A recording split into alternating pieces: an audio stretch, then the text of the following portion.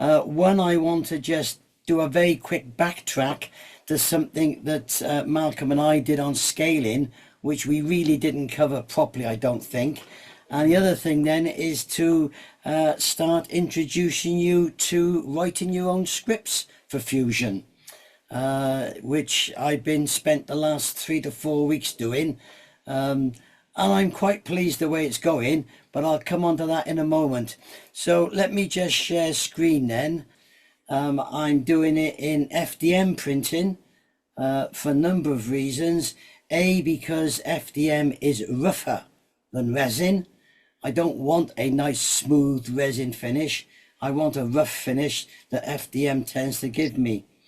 And then the first thing was to take a pattern of this brickwork, which I've yet to do, but I've got a similar pattern to show you how I'm developing this one. So let's just knock that back and go into Fusion. So that's a pattern that I've lifted in an SVG file. Now, I think I may have covered this before. There's SVG files and SVG files, and not all SVG files generated by a graphics package on your machine like Affinity or Adobe will actually load into Fusion. Fusion seems a bit funny on SVGs, and what I tend to do with that one is to take a PNG or a JPEG or anything else and go onto an online site to convert it to SVG. And that's the result I end up getting. Now, the problem I had, or what my own use is, this was ideal for my purposes, but I wanted the bricks generally narrower, but I didn't want the length altered. Can't alter that in Fusion. All you can do in Fusion is you can use your modify command and use your scale command. Where am I? In Sketch Palette, modify. I've lost it now, Craig. I've lost the scaling one. Oh, there it is, scale. And when you scale an item there, all you can do is scale the whole item. You can't scale it independently, as it were. So we had to work out a way of how best to do that. And I've gone and put a big one in, so just bear with me while it computes a moment. So the way round that one I found was to do this. And that is, the blue one is my original model, if you like, or the purple one. The blue one is the original model. And from that, I create an actual 3D model. And it's that 3D model which I then enlarge, because a 3D model, you can scale one way or the other. So if we go on that one and go to modify and scale, and I can't find it again. Where's it gone? I've lost it. Create. Is there a hotkey for it, Russ? Yeah, but I keep losing it. Oh, there it is, there, right in front of me. So when you scale it there, and you choose your model for scaling, my machine's going to keep playing up tonight. I can see it coming on slowness, so just bear with us a moment. I should have done a smaller pattern to show you. It's going to take forever, isn't it? Well, I'll just talk through what it's doing. Over here on this scale button, you can see your scale type non-uniform. So that allows you to scale your drawing in a non-uniform way. So that allows us to squash it up a bit. Now, I'm not going to attempt to squash it up because it's a bit slow redrawing tonight. But you can see from here, so you could take your X scale factor and call it, say, 0.8 or whatever you want to calculate it to be, and leave the other one at 1. Now, having then got the new one that you want, which, as you can see, is different from my sketch, because that is the original sketch. I've enlarged it slightly. The next stage then is to come out and project out. Let's just turn that off. Create an offset plane and bring it out here somewhere. It doesn't matter where it is, really. And what you're going to do, if you remember, is to go back and use the sketch, new sketch on the offset sketch. Let me just get that one back again first. Let's put them on so that we can see them. And the planes, construction planes there. So it's going to be a sketch on that one. And what you're going to do then is come down and you're going to project. And you're going to start projecting these lines now onto there. And then I'm not going to go through it all. There's two ways of projecting. You can either highlight the lot and project it all in one go, holding down the shift key.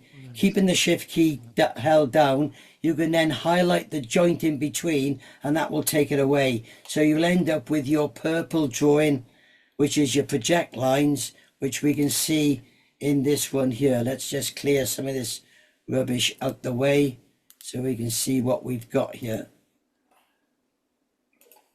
And then you've got your new sketch here with all the lines on. And that's one way of scaling a sketch if you can't, if you want to scale it in a non-uniform way, is to put it onto a body, scale the body, and then project the sketch back off it again. I don't know any other way of scaling a sketch in a non-uniform way. Now in sketch mode here as well, of course, let me just go back into the blue one. Just bear with me while I find it again, which is that one there. Now the other thing is with this one, and you'll see this result is a bit different to the other one now. When I copied the SVG on this, it was a nightmare. There was a lot more than this. So it does take maybe a bit of patience sometimes to tidy it up. For example, that there is probably not going to show up on your print at all. I don't know whether you can't, you might be able to see that bit of wall there. So what we can do then is I tend to go in there and I will delete sections like so, and then just join them back up again, usually with a curve to keep it nice and tidy. And that way, not only do you therefore get rid of little hiccups where you've got one there, for example. So if we were to come in, you can either use the scissors or you can not use the scissors and just highlight and delete them. And then you can go in and use whatever tool you want, either the arc radius, which I tend to use, and you can put a small little thing on there. Now, that will have two effects.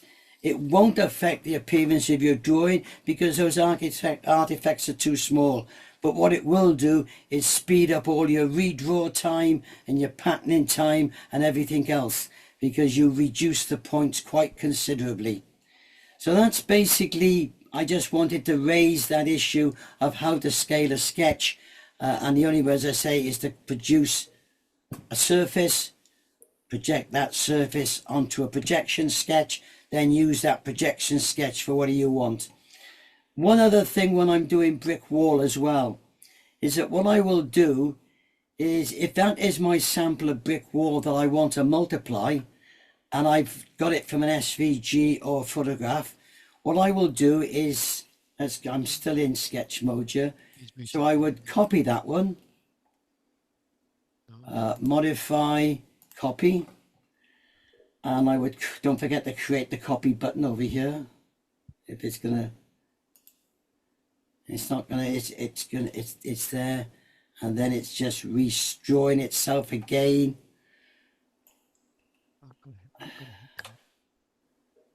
It's gonna be too slow, isn't it? Yep. It's freezing out on me. What I tend to do, I'll talk you through, is I will make a copy this end and on the top, not for the purposes of copying it, but for the purposes of ensuring that I've got a seamless wraparound pattern, so that the pattern on this side matches the pattern on the other side. We've come to a standstill here now. I'm going to have to, let me close. I'll close that down again and restart it. That's the trouble when we're on the internet, as we've known before, isn't it? Well, it's Fusion and Zoom. They both fighting for the resources. Yeah, that's the trouble, isn't it, really? Yeah. We've had this issue before. Um, so that's really what I wanted to say on scaling. But as I say, it is worthwhile taking a little bit of time to also make sure, as I say, left and right are matching and top and bottom are matching, so that when you multiply that pattern out how many times you want it, you've got some, the actual seams become seamless.